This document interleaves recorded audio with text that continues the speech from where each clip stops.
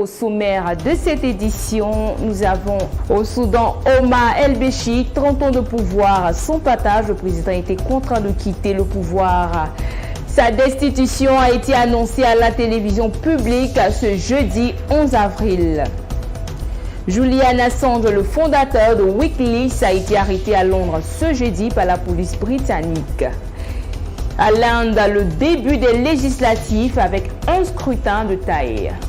Bienvenue dans ce First News. Le président El-Béchir du Soudan a été arrêté ce jeudi 11 avril. La Cour pénale internationale accuse le président soudanais de génocide, crime contre l'humanité. Il fut arrêté ce jeudi même. Le ministre indique qu'un conseil militaire va être chargé d'organiser une période de transition de 2 années. Le conseil militaire qui va prendre les commandes qu'on a aperçues depuis ce matin. Omar n'est plus le président du Soudan, c'est officiel. 3 décennies au pouvoir, 2 mandats d'arrêt émis par la Cour pénale internationale, Omar El-Béchir semblait inoxydable. Le monde découvre son existence le 30 juin 89 lorsque ce colonel soudanais de 45 ans renverse le gouvernement de Sadiq al-Mahdi avec le soutien du Front islamique national. 4 ans plus tard, le militaire se proclame président.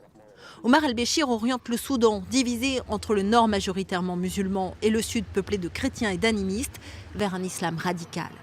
C'est son rôle dans les crimes de guerre commis au Darfour à partir de 2003 qui lui a valu ses mandats d'arrêt. La CPI l'accuse d'avoir armé les milices arabes des Janjaouides contre les ethnies locales des Fours, des Massalites et des Agawa.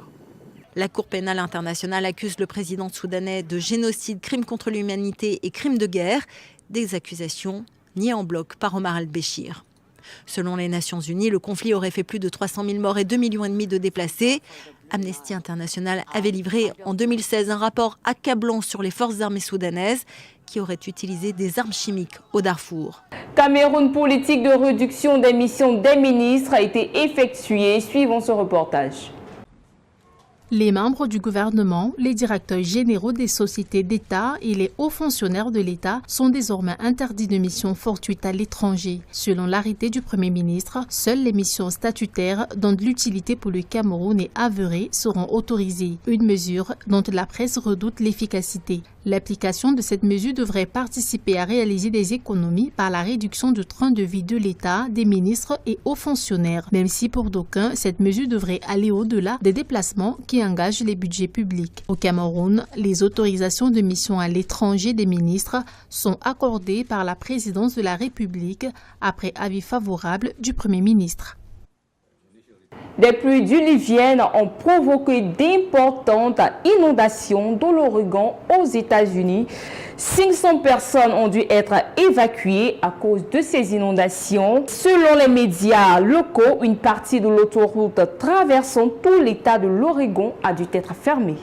Le lanceur d'alerte Julian Assange, réfugié depuis près de 7 ans, dont l'ambassade d'Équateur à Londres a été arrêtée ce 11 avril par la police britannique après la révocation de son asile. La date de la nouvelle échéance choisie par l'UE pour le Brexit est du 31 octobre, un report qui a fait la une des journaux et qui agace les Britanniques suivant cet élément. Le Royaume-Uni s'est réveillé avec une nouvelle date de sortie de l'Union européenne. Les Européens sont tombés d'accord sur le 31 octobre. Déjà surnommé le Halloween Brexit, ce report fait la une des journaux et agace les Britanniques. Personne ne contrôle le Brexit, ils ont juste besoin de continuer et de le faire d'une manière ou d'une autre. Malheureusement, c'est un désastre. C'est un peu gênant. C'est un sujet très difficile, mais qui n'est pas très bien traité. Mon côté démocratique me dit que ce n'est probablement pas la bonne chose. J'ai voté pour rester, mais vous ne pouvez pas continuer à changer les règles tant que vous n'avez pas obtenu ce que vous voulez. Alors passons à l'action. Qu'est-ce qu'il y aura de neuf maintenant? Ils ont déjà poussé le bouchon un peu loin ces 3 dernières années. Je pense que la grande question est de savoir ce que cela signifie pour Theresa May. En fait, cela ne change pas grand-chose du tout en ce qui concerne le Parlement. Il n'y a toujours pas de majorité pour quoi que ce soit. Vous pouvez affirmer que sans pression temporelle jusqu'en octobre, la grande question est de savoir si le parti de Theresa May lui permet de rester aux commandes ou non. Et je pense qu'il y a un réel mécontentement au sein du parti. Certains tenteront de se débarrasser d'elle, probablement pas avant les élections européennes, mais certainement après.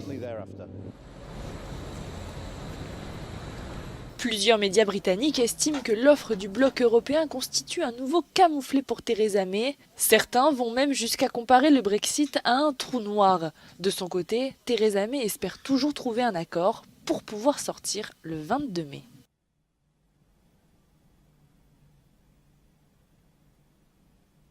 L'armée algérienne met en garde les manifestants toujours mobilisés. La présidentielle a été fixée au 4 juillet et le chef de l'état-major ne veut pas de vide constitutionnel. Faut-il craindre un retour de bâton du gouvernement algérien contre les manifestants? Le chef de la puissante armée a mis en garde les dizaines de milliers de manifestants contre la poursuite de leur mouvement de contestation du régime, alors que le président algérien par intérim, Abdelkader Ben Salah, a fixé l'élection présidentielle au 4 juillet. Le général Ahmed Gaïd Salah s'est engagé à veiller à la transparence du processus de transition. Il a écarté catégoriquement le principe d'un vide constitutionnel, une apparente fin de non-recevoir aux revendications d'un départ du système. Et il est allé plus loin. Il a dénoncé une main étrangère qui, selon lui, inciterait certains individus à gérer la transition et manipulerait les manifestants afin de déstabiliser la nation et de semer la discorde parmi le peuple. Le chef de l'état-major n'a pas précisé qui, selon lui, interférait, mais a fait référence à certaines parties étrangères, compte tenu de leurs antécédents historiques. Une allusion voilée, probablement à la France, ancienne puissance coloniale. Cependant, la rue entend bien tenir bon. Dès l'annonce de la nomination de Ben Salah pour assurer l'intérim, ils ont protesté à Alger, mais aussi à Bouira et Tizi Ouzou. Tout pourrait donc dépendre de la mobilisation des Algériens ce vendredi, rendez-vous des contestataires depuis cette semaine. Nous demandons leur départ à tous. Nous ne voulons plus de Ben Salah, ni du général Gaïd Salah, ni du Premier ministre Bedoui. Nous ne voulons plus de ce gouvernement. Nous voulons un comité indépendant élu par le peuple pour gérer cette période de transition et préparer une élection présidentielle libre et démocratique, comme le veut le peuple.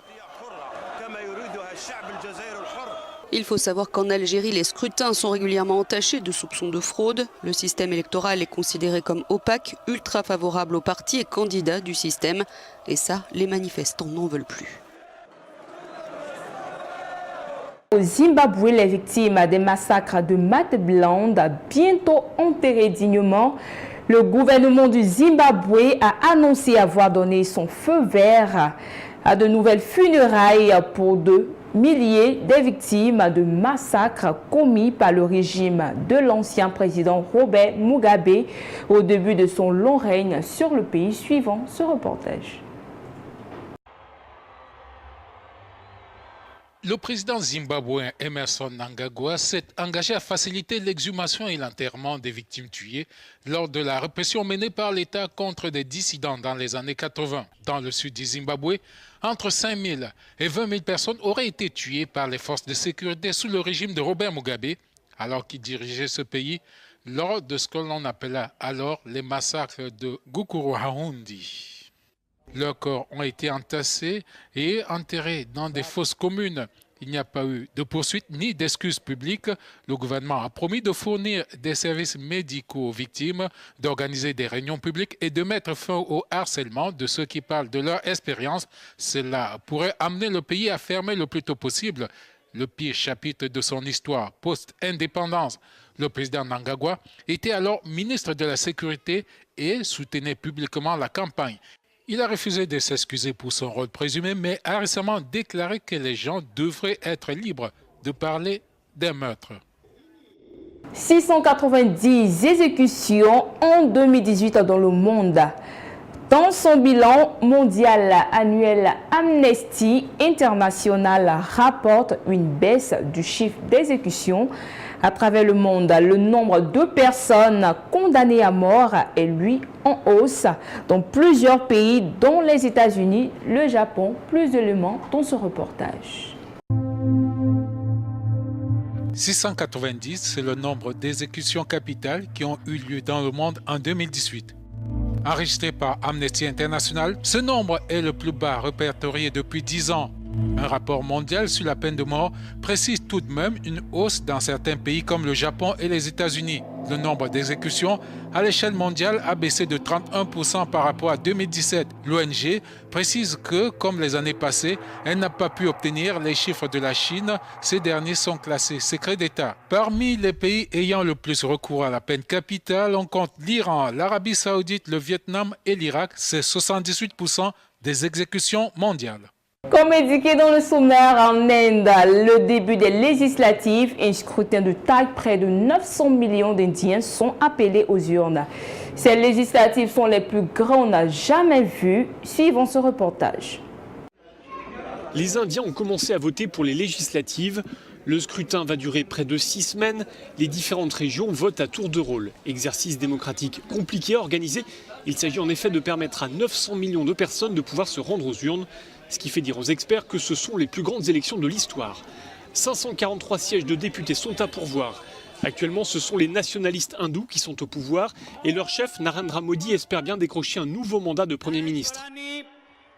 Âgé de 68 ans, Modi jouit d'une grande popularité, d'abord en raison de ses origines populaires, mais aussi en raison de ses postures nationalistes. Son principal adversaire, c'est Rahul Gandhi, héritier de la famille Nehru-Gandhi.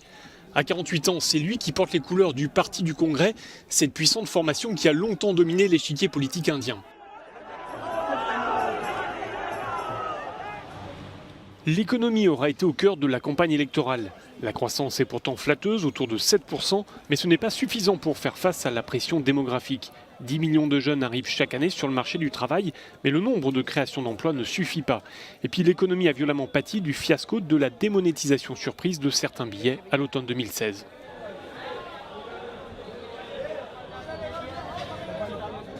Autre sujet de la campagne, les relations avec les voisins et notamment le Pakistan. Des relations tendues, marquées par plusieurs flambées de violence dans la région disputée du Cachemire. Pour s'assurer du bon déroulement du scrutin, 10 millions d'officiels sont mobilisés. Le code électoral prévoit qu'aucun électeur ne doit avoir à parcourir plus de 2 km pour remplir son devoir de citoyen.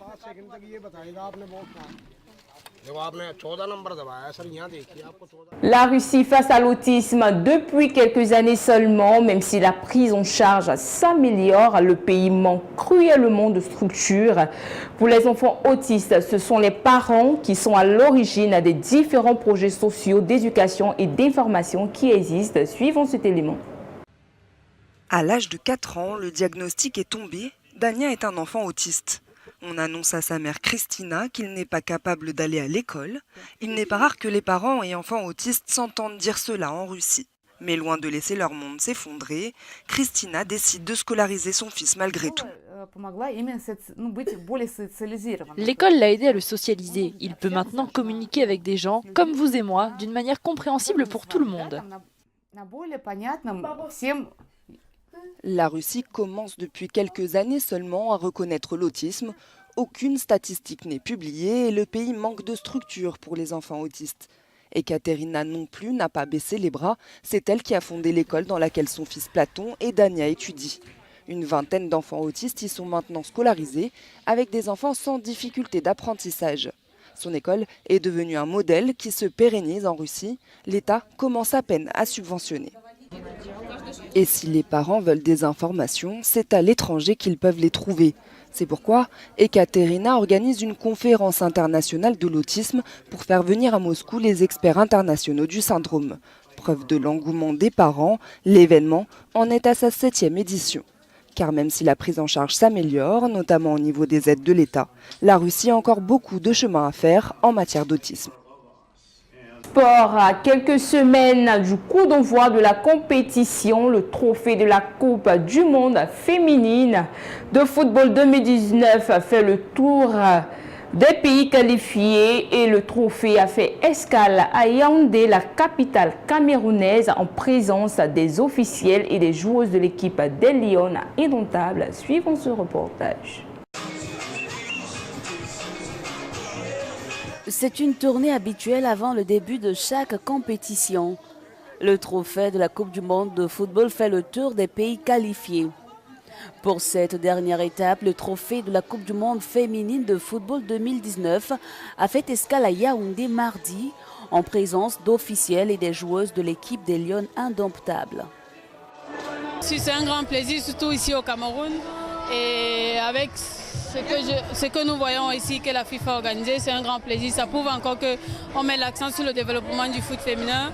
Et nous espérons que d'ici, pourquoi pas, d'ici juin et les années à venir, ce trophée va rester au Cameroun. Habitué à la compétition en 2015, le Cameroun avait accueilli le trophée avant la Coupe du monde au Canada, ce qui avait attiré plusieurs jeunes à s'intéresser au football féminin. Je dis l'arrivée du trophée ici au Cameroun de la Coupe du monde peut susciter des envies de jouer déjà avant même l'arrivée. Avec la CAN de 2015, nous avons vu l'engouement qu'il y a eu les spectateurs, le stade qui n'arrivait même pas à contenir les spectateurs. Donc c'est chaque parent maintenant qui cherche à introduire sa fille dans le milieu du football féminin. Le Cameroun, le Nigeria et l'Afrique du Sud représenteront le continent à la Coupe du monde féminine en juin prochain en France. Quant au trophée, il poursuivra sa tournée au Nigeria. Mesdames et messieurs, merci d'avoir suivi ce journal. Merci de rester connectés sur First TV Africa et à très bientôt pour de nouvelles informations.